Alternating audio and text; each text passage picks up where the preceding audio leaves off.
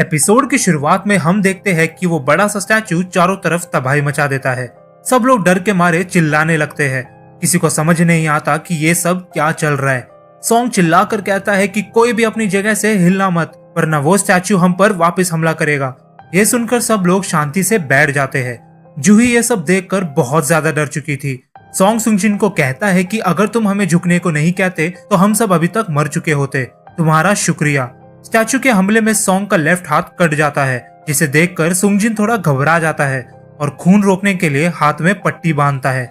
जूही एक B rank healer होने के बावजूद सॉन्ग का हाथ ठीक नहीं कर सकती, क्योंकि वो बहुत जल्दी डर जाती है और ऐसी सिचुएशन को झेल नहीं पाती। इसी वजह से जूही को डी या फिर ई रैंक डंजन्स में मिशन दिया जाता है। सॉन्ग स्टैचू को देखते हुए कहता है कि मैं खुद बहुत सारे बी रैंक डंजन्स में जा चुका हूँ, लेकिन मैंने इतनी खतरनाक चीज अभी तक नहीं देखी। मेरे हिसाब से तो ये ए या फिर एस रैंक डंजन का लगता है। ऊपर से एक स्टैचू पर इस कार्टेनॉन टेम्पल के कमांडमेंट्स लिखे थे। पहला, भगवान की इज्जत करो। दूसरा, भगवान के दिल से पूजा करो। और तीसरा, भगवान के प्रति अपनी आस्था का सबूत दो। अगर ऐसा करने में नाकामयाब हुए तो जिंदा नहीं लौट पाओगे। जवाब में सुंगजिन कहता है कि इसका मतलब उस स्क्रिप्ट में जिस भगवान को कहा गया है वो शायद ये बड़ा सा स्टैचू है। इसके बाद सीन शिफ्ट होता है स्कूल में, जहाँ सुंगजिन की बहन की दोस्त उसे कहती है कि तुम्हारा भाई एक हंटर है ना, जिसके जवाब में जीना कहते हैं कि हाँ वो एक हंटर है, लेकिन एक ई रैंक हंटर, इसलिए वो हर बार चोट खाकर आता है और उसके पूरे शरीर में हमेशा पट्टी बंधी होती है। लेकिन तुम ये सब क्यों पूछ रही हो? कुछ नहीं, ऐसे ही। मैं शर्त लगा सकती हूँ कि मैं उससे ज्यादा अच्छा परफॉर्म करती। इसके बाद हम लोग वापस डंजन में आते हैं, जहाँ एक हंटर गुस्से में आकर कहता है कि बहुत हो गया, अब मैं और नहीं रुक सकता। मुझे कल ही एक बहुत बड़ा कॉन्टैक्ट मिला था, मैं इस जगह में फंसकर नहीं रह सकता। मुझे कॉन्फिडेंस है कि मैं बिजली की रफ्तार से भागकर उस दरवाजे से निकल सकता हूँ। लेकिन जैसे ही वो भागना शुरू करता है, स्टैचू की आंखों से लेजर निकलती है, जो उस हंटर को जलाकर राख कर देती है और सिर्फ उसके पैर रह जाते हैं। ये देखकर सुंगजिन मन में सोचता है कि देखकर तो लगता है कि ये स्टैचू हमें चींटी की तरह मसल कर कभी भी मार सकता है, लेकिन ये ऐसा कर क्यों नहीं रहा? ये बाकी मॉन्स्टर से बहुत अलग है। इसके पास हमें मारने की ताकत है, लेकिन ये ऐसा कर नहीं रहा। एक मिनट, सॉन्ग अंकल, कार्टेनॉन टेम्पल का पहला कमांडमेंट, भगवान की इज्जत करो। इस डंजन के शायद कुछ रूल्स है, अगर मैं सही हूं तो।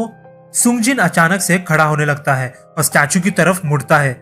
ऐसा करते ही स्टैचू हमला करने के लिए तैयार हो जाता है, लेकिन सुंगजिन तुरंत अपना सर झुका लेता है, जिसके बाद वो स्टैचू रुक जाता है। सुंगजिन चिल्लाकर कहता है कि सब लोग स्टैचू की तरफ मुड़कर झुक जाओ, हमें बिल्कुल वैसे ही करना होगा जैसे कमांडमेंट में लिखा है, भगवान की इज्जत करो। सुंगजिन की बात मानकर सब लोग स्टैचू की तरफ मुड़ जाते हैं और सर झुकाकर उसे इज्जत देते हैं। लेकिन ऐसा करते ही स्टैचू अचानक से शैतान की तरह हंसने लगता है, जिसे देखकर सबकी फटके चार हो जाती है। लेकिन स्टैचू हंसने के अलावा कुछ और नहीं करता, जिसे देखकर सबको लगने लगता है कि शायद अब वो घर जा सकते हैं। लेकिन तभी वो स्टैचू अपने थ्रोन से उठकर खड़ा हो जाता है और हंटर्स की तरफ बढ़ने लगता है। सुंगजिन सबको कहता है कि ये सब इतनी जल्दी खत्म नहीं हो सकता, हमें कार्टेनॉन टेम्पल के दूसरे कमांडमेंट को पूरा करना होगा, भगवान की दिल से पूजा करो। ये सुनकर एक हंटर सामने आता है और कहता है कि शायद मुझे पता है इस भगवान की पूजा कैसे करनी है, मैंने बहुत से एंशिएंट गॉड्स के बारे में स्टडी की है, प्लीज मुझे यह करने दो। इसके बाद वो हंटर कुछ मंत्र बोलने लगता है, जिसके बाद वो स्टैचू सामने आकर रुक जाता है और अपने पैर से उस आदमी को कुचल देता है। सब लोग अपनी जान बचाकर भागने लगते हैं। पार्क मन में सोचता है कि मैं इतनी जल्दी नहीं मर सकता, घर पर मेरी प्रेग्नेंट बीवी और बच्चे मेरा इंतजार कर रहे हैं। ऐसा कहकर वो एक स्टैचू के पास जाकर खड़ा हो जाता है, लेकिन उसके पीछे रखा हुआ वो स्टैचू पार्क को दो हिस्सों में काट देता है। दूसरी तरफ भागते भागते सुंगजिन मन में सोचता है कि भगवान की पूजा करो, भगवान की पूजा करो, लेकिन इस चीज की पूजा कैसे करे? ये तो एक शैतान है। Spear, axe, hammer, sword, instrument. एक मिनट, इंस्ट्रूमेंट? मेरी बात सुनो सब लोग, इंस्ट्रूमेंट वाले स्टैचू की तरफ भागो, जल्दी। स्टैचू के पास खड़े होते ही वो स्टैचू इंस्ट्रूमेंट बजाने लगता है, लेकिन जब सुंगजिन और जूही स्टैचू के पास खड़े होते हैं तो कोई म्यूजिक नहीं बजता। सुंगजिन समझ जाता है कि एक स्टैचू के पास सिर्फ एक ही इंसान खड़ा हो सकता है। जूही को उधर छोड़कर सुंगजिन दूसरे स्टैचू की तरफ भागता है और इविल गॉड उसका पीछा करने लगता है। जैसे ही वो पैर से कुचलने वाला होता है, सुंगजिन छलांग लगाकर स्टैचू के पास पहुंच जाता है, लेकिन वो गलत स्टैचू की तरफ खड़ा हो गया था। वो स्टैचू शील्ड से उस पर हमला करता है, लेकिन खून से लथपथ सुंगजिन रेंगते हुए इंस्ट्रूमेंट वाले स्टैचू के पास पहुंच जाता है।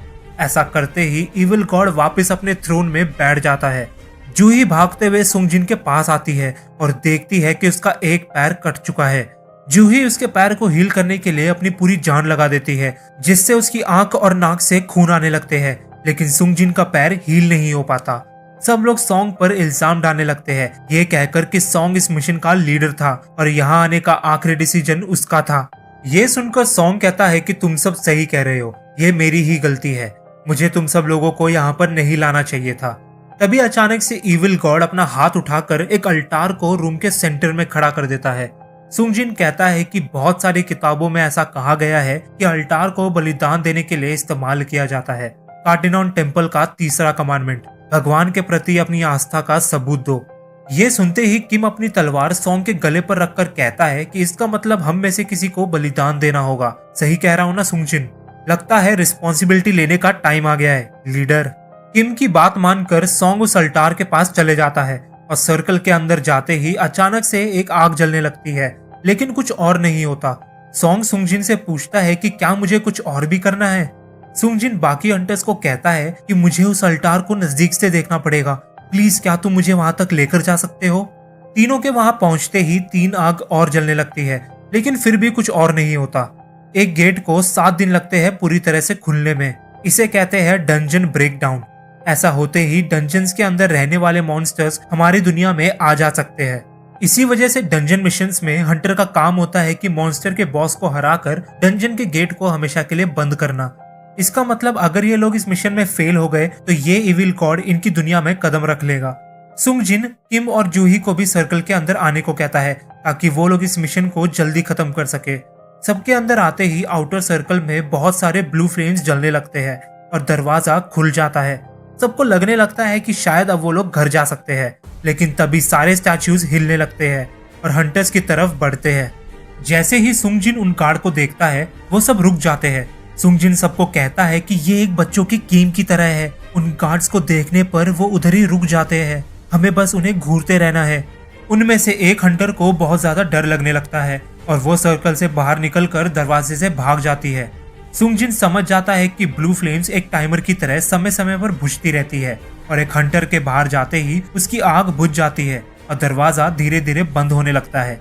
लेकिन क्या पता ये एक जाल हो, डर और खतरे का एहसास दिलाकर उन्हें फंसाने की कोशिश कर रहे हो। शायद यही है आखिरी पड़ाव, द टेस्ट ऑफ फेथ। लेकिन अपनी जान बचाने के लिए जिन्हो नाम का हंटर भी भाग जाता है।